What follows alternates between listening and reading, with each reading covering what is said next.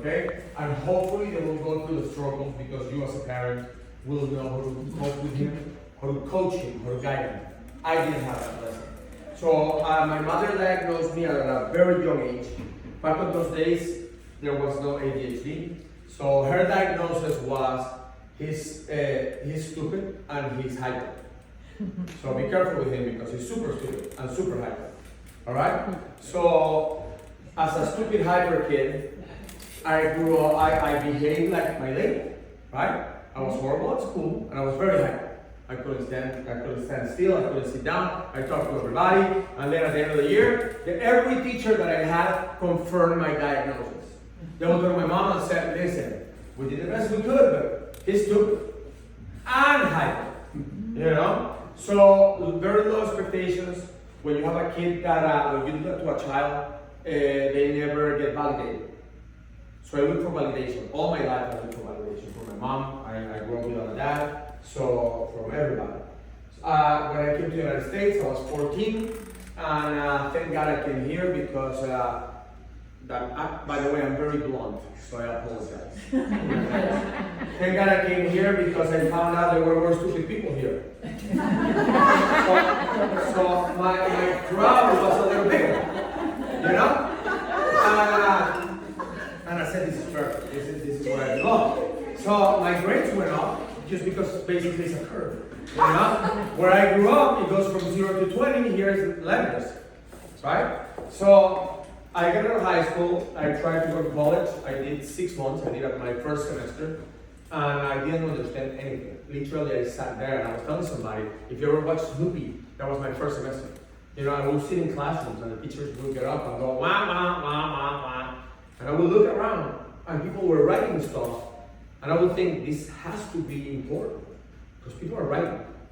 So I have to write something, you know? So I would write letters and I would, you know, doodle and do some things around and I failed every class. I remember my mom, I told my mom, I said, listen, Mom, I failed every class. And she said, do they have like electives? And I said, yeah, and I failed those too. And she's like, but you chose them. I said, well, I didn't know they forced me to like sit down and pay attention, you know? So my counselor did me a huge favor and he asked me, he said, what do you want to learn in school? I said, I want to learn how to make money. That's all I want. He said, no, you gotta get out of school. If you want to learn that, you're gonna learn it out of the school system. So I never went back. I moved down to Florida, I started working at Walmart, and then I caught their attention because I was very social, very hyper, and they said, dude, you should get out of Walmart. You should work in the finance world. Because finances they're so good at math, and they're so good at figuring out prices and organizing stuff. You need to go in the finance world. So I went in the finance world, and I was really good at numbers. I was really good at talking, you know? And I figured out, like Rita said, well, I was looking for which way to go, and I said, this is just too straight for me. I have to figure out how to curve this thing. So I started scamming people. I became a con artist. And I became a really good con artist. Really good. And I was so good that I stole $39 million from Chase, from JP Morgan. All right? So I finally get caught because I took that little route. And I did 9 years in prison. I did 9 years of federal prison, which is for a neurodivergent, is good and bad. Because I went to prison, and as soon as I walked in, my brain works. I see what's not there. I don't see what's there. I mean, and that's a recipe for happiness, by the way. Yeah. Because you never see what you have, you always see what you don't have. You know? So I will go to a place and I'll be like, let me see what's not here, so I can sell it to them. You know? So I will go to prison and I'll be like, let me see what's not working. And I started creating chaos on these prisons. So they will move me from prison to prison. I got moved to 8 different prisons in 9 years. And finally, they put me in solitary. They said, listen, you cannot be with other people. So I did 6 months in solitary confinement, which is horrible for a neurodivergent. All right? So I developed voices in my head. And then I got out of prison 4 years ago, and I said, let me go back to talking, and let me go back to teaching, you know? Let me use my experience so I can teach people. But I didn't know I was neurodivergent. Up to this point, I'm just stupid and hyper. Okay? I learned that I wasn't stupid or hyper about a year and a half ago. where somebody, I was giving a speech and somebody approached me and said, would you like to be a speaker in a convention for autism? And I said, what the hell do I have to do with autism? And they said, well, you don't know?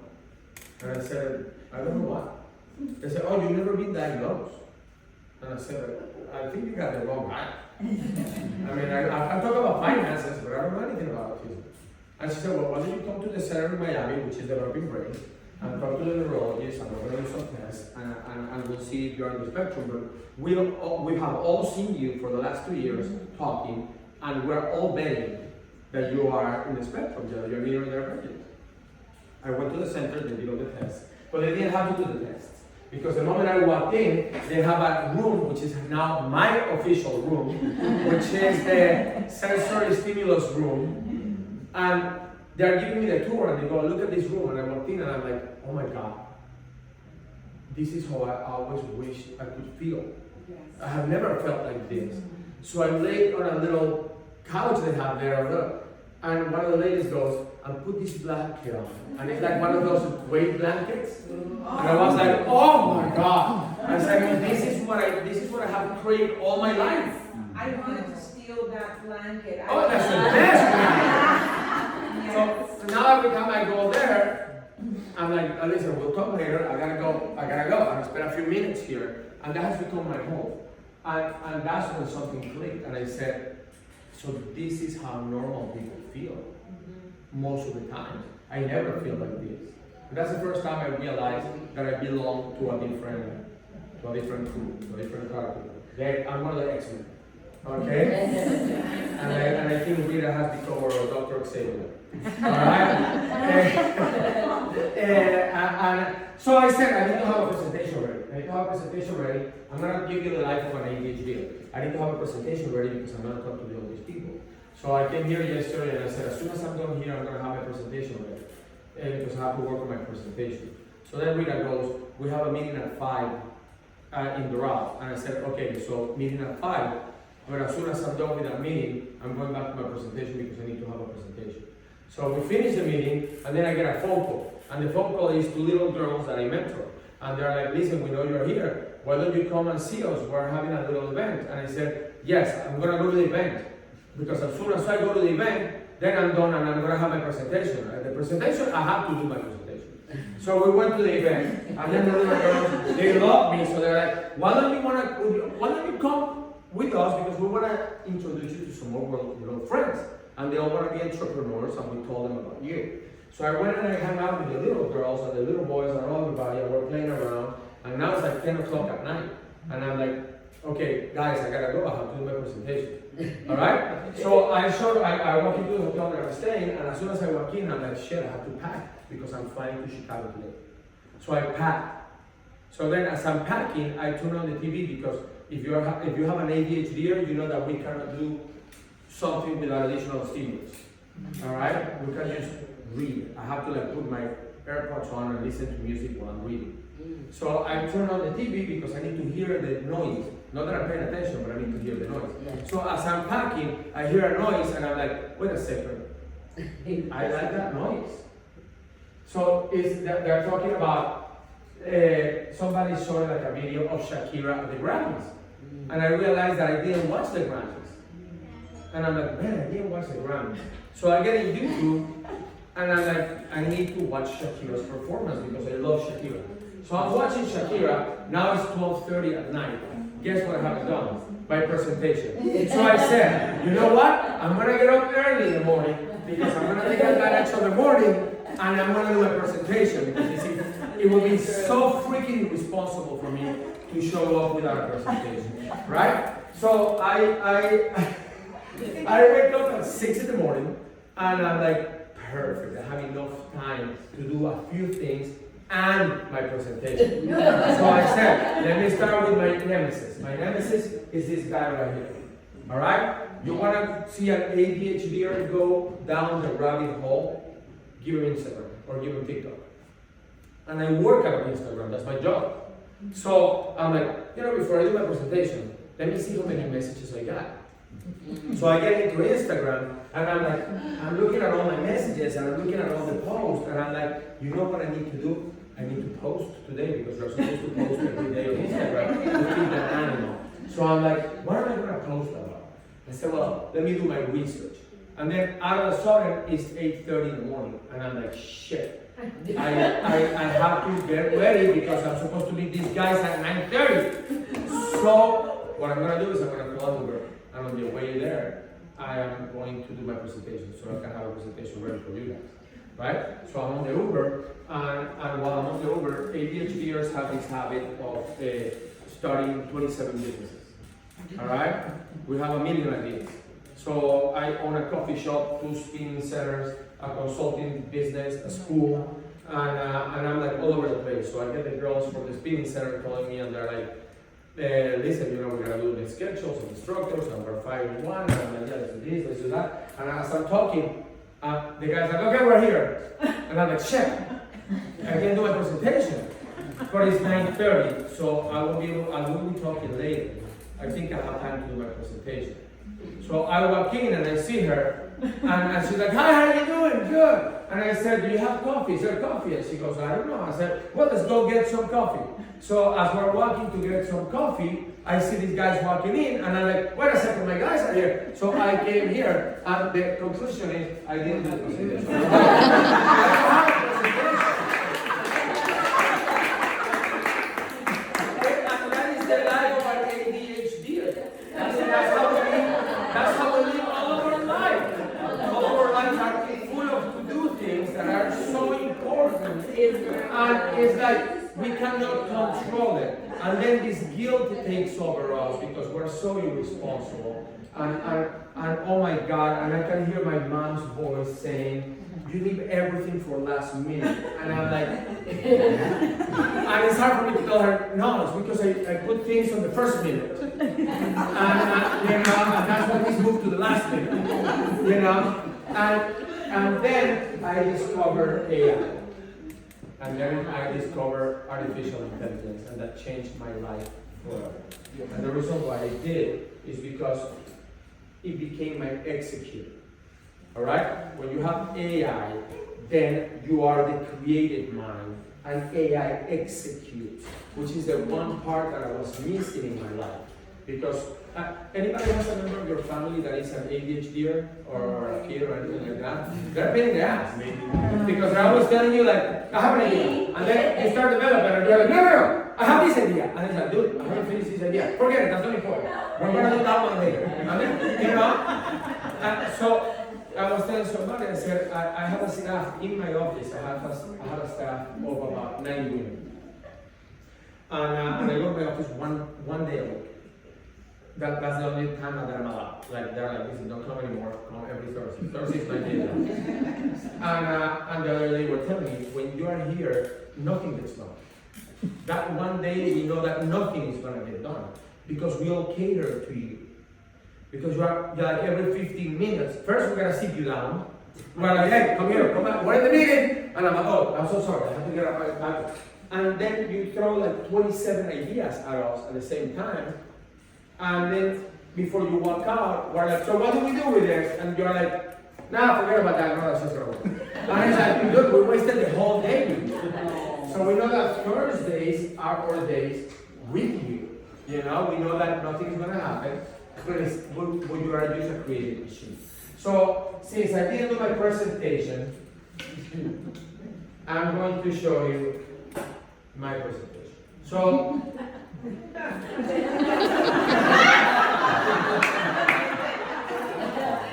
I said, let me come up with a presentation. You know, by the way, ADHDers, our brain has like so many voices and so many areas. Like I'm looking at those little things with colors, and I'm like, that's kind of like how my brain works. You know, you have the little balls with different sizes. Yeah. So like we guys talking, and everybody's talking, and I can tell you exactly everything you said. But I was working on my presentation while you guys were talking. Okay. So we are considered rude people. Because like some of you said, we may be on the phone, like Rita said, we may have the headsets on. That doesn't mean that we're not paying attention to you. You have to understand that if we don't do that, we won't pay attention to you. So it's actually a courtesy. You know, when people talk to me and I'm like, do you mind if I put my headset on? And they're like, are you kidding me? This is important. And I'm like, I understand, that's why I'm doing it. If I don't do it, I'm not gonna remember anything you say. Alright? Now I'm 51, I was married for 17 years. I have 2 beautiful kids. And my kids have learned to deal with me. You know? But my neighbors would say my dating life is a disaster. Because to find somebody that understands you and can live in your world without trying to change you, all right? Neurodiverse people, we have gaps of depression, strong depression. We go deep and dark. But it's like a result. Like nothing has to happen for us to go down. And I remember I was telling somebody the other day, you know, I was so depressed one day, and then somebody told me, everything is gonna be okay. And I was just happy again. That's not how we work. When we're depressed, and we cannot tell you why we're depressed. And if you tell us, everything's gonna be okay, we're like, I know, bro, I'm just depressed.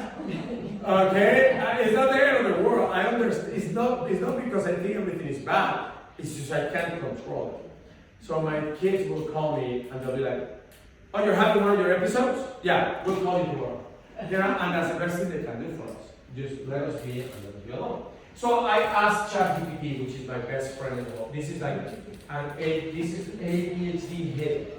I said, how can ChatGPT help me with my ADHD? I would think that would be a good subject, right? So I figured, it gave me all this information. But it said, you know, it says it will help me with task management and focus. And it says with routine and structure and emotional regulation and memory, and I said that's fantastic. But I noticed it said it can create a Pomodoro timer. And I said, I'm in salsa Pomodoro. What the hell is a Pomodoro timer? You know? So that kind of caught my attention. And I said, what is a Pomodoro timer? So ChatGPT allows me to get off topic and it will answer my question. So I said, listen, this is how it works. You choose a task, you give it 25 minutes. When the bell rings, you take a 5-minute break. You get up, you do something else. So you kind of like unload. And then you go back, and then you keep doing it over and over and over. And then if the task is too long, at some point you take an hour break. Because you gotta let your brain go crazy where it's gonna go. And I said, that's fantastic. I think this is my presentation. Definitely, I think that's how we're gonna go. So this is the beauty of AI, right? So I tell AI, and I'm showing you this because for a neurodivergent person, it's not about what, it's about how. We have a lot of whats. We just don't know how. You know, if you have an autistic kid, he has a lot of ideas of things he wants to do. He just doesn't know how to do it. All right? If you have an ADHD, we have a million ideas. We just don't know how to do it. So I said, I need to do a presentation, but it has to be a PowerPoint presentation because that's what people do, right? PowerPoint. So, but I don't have time to do a PowerPoint. So when you are somebody like me, you grab all this text right here. You grab it all. You copy it, and then AI created this application for people like me called Gamma. So what I do with Gamma is I paste it, and I tell it I want to have a presentation, and then all of a sudden, it tells me exactly how it's going to do it, and I press here continue, and it's going to do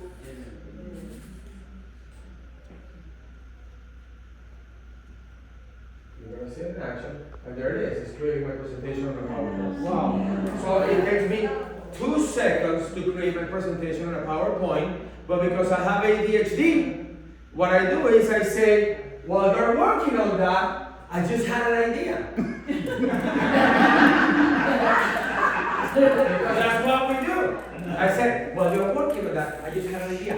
What if instead of a PowerPoint presentation, we sang a song about all these things? So while she's doing her thing, right? And I was talking about AI on a female It's a female, never as a man. But I think, I tell people, the Bible says that wisdom is female, not men. Okay? So I paste them in here, and I tell her, I don't know what kind of beat, since we are in the United States of America, we're gonna do country. Alright? So now I have this application. This is great if you have kids with autism. Because if you have kids with autism, then you can take the lessons that they cannot learn and turn them into music. Because they may not be able to memorize the math tables, the multiplication tables, the way we did, but they can memorize the song.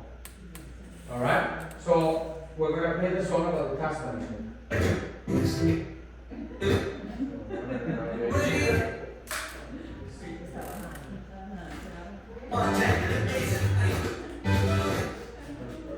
Technical difficulties.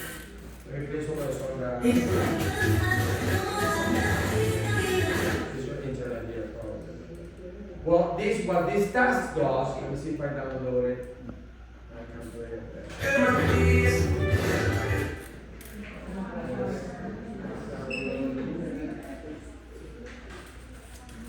It's up right underneath the picture.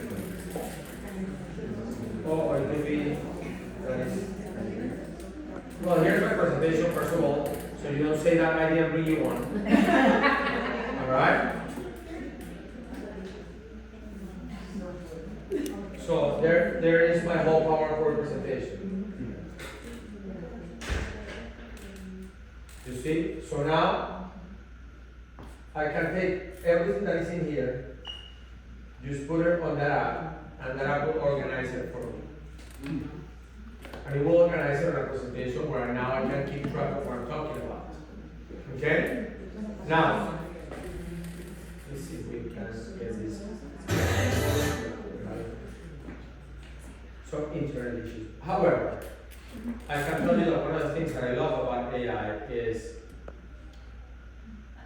I think we have somebody here that speaks Portuguese, right? Anybody speak Portuguese here? Dr. Hernandez. So do I. Just most people don't know that I speak Portuguese. So what I did is I came up with a poem. No, yeah, you have an internet issue here. Do you want to connect to mine? Let me see if I can.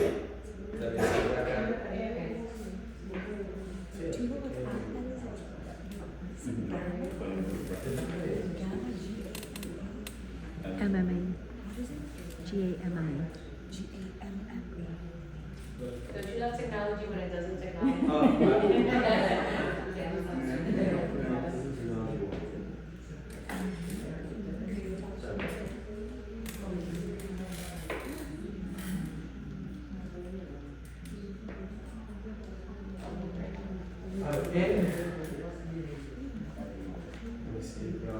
Is it gamma? No.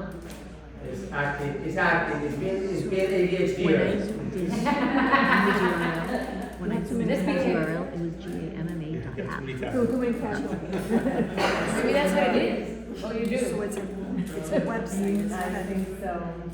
Too many tabs open, yes. Probably. Oh, by the way, do you know what an ADHD brain works? We all do this. This is typical of somebody in the spectrum. They have 217 tabs open because our brain works like that. So that's what we do. We have to have all these tabs open. And you don't know where the music's coming from. And then what happens And you is, create different when we desktops. close them, we're like, I'm sure we're gonna close the one that I'm gonna need in a minute. Let's see if that will work. Let's try to download it.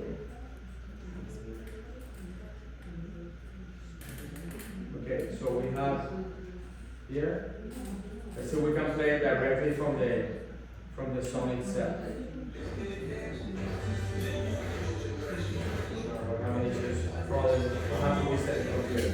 But that is a musical tool that I use a lot. Do you want to read this? That's Spotify?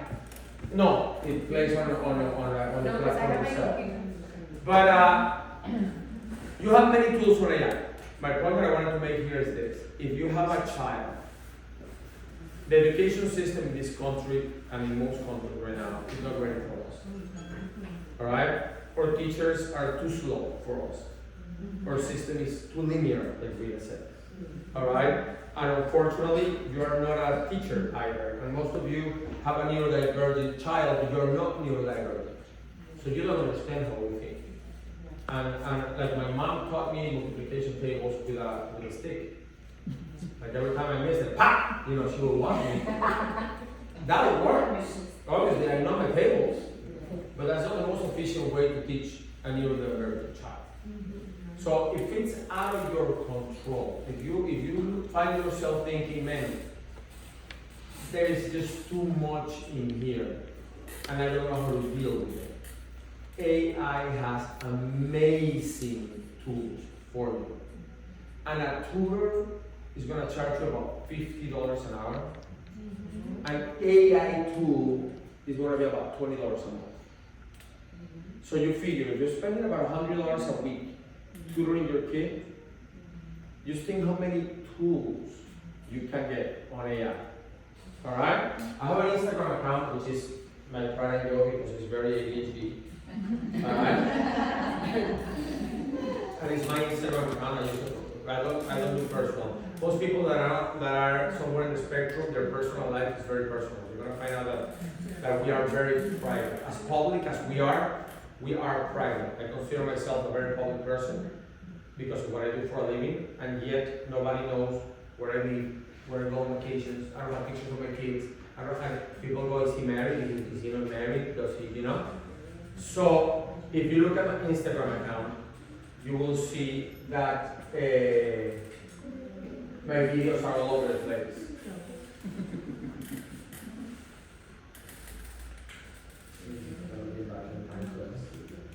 This place is like a bunker. You don't get signal, you don't get cell phone signal, you don't get anything.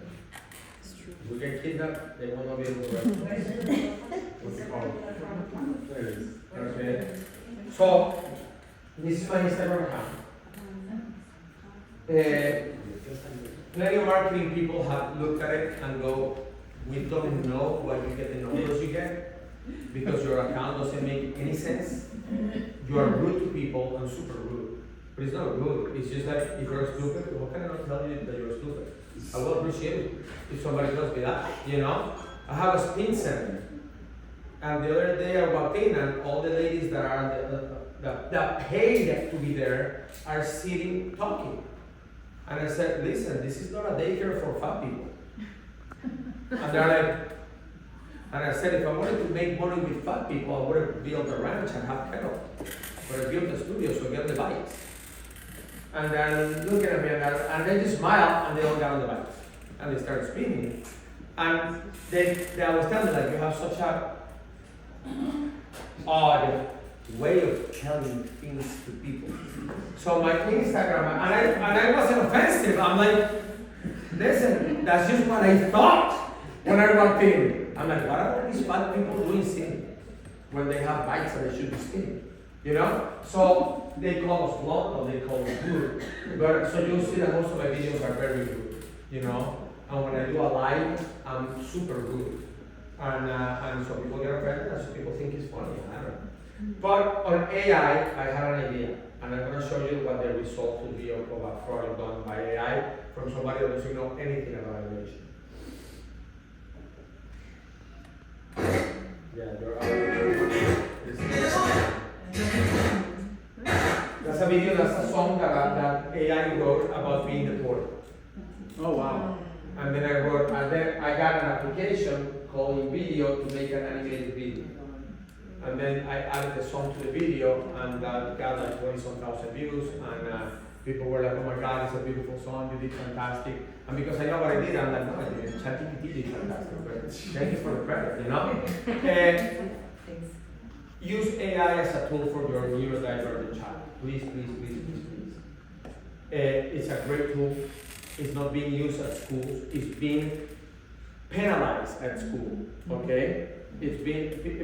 I remember when I'm from that generation where calculators were not allowed. You remember that? Yeah. And you would take a calculator and they were like, no, you're supposed to grab pen and paper and do that shit. And I was like, why? This doesn't cost me. You know, because we wanted to do it slow. And I was like, okay, you know? But then my kids went to school and they were like that. They're telling us that we have to take a calculator to math class. And I would be like, no, that's wrong. And they were like, no, you're wrong because this thing does it faster. And I'm like, I know, but you're wrong. And I was wrong, by the way. They started allowing calculators, right? And then you couldn't take a tablet. And now the schools have tablets. So schools are about 10 years behind of technology. So right now, AI is not a tool that is accepted at schools. But AI is the future of your neurodivergent child's potential. You need to have it at home, you need to allow it, you need to encourage it, and you need to put your kid in any classes you can find online about AI. You will not see your child's full potential until you put them in front of a computer with AI and you can see what is here that he can now translate into a final product. Okay? And if you have a child and you think he's neurodivergent, please get him diagnosed. Please take him somewhere where they can tell you, yes, this is how his brain works. Because my 50 years of life were a struggle just because I thought I was not part of a community that existed. I thought I was, I asked AI to do something for me. And I asked AI to say, listen, do a picture of how I felt. And that's exactly how I felt all my life. Like that flamingo. You know? I knew I was a bird. I knew I had feathers. I knew I was part of something, but somehow I would walk in with other birds and they were like, look, you're weird. You're just weird. You know? And then yesterday we had a meeting and it was Rita, him, me, him, what's the writer's name?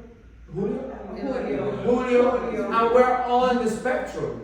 And we have two neurotypical people that were running the meeting. And then in like 2 minutes, they were like the participants of the meeting, and we're running the meeting. And I kept looking at their faces like, what's going on? When did we lose control? You know?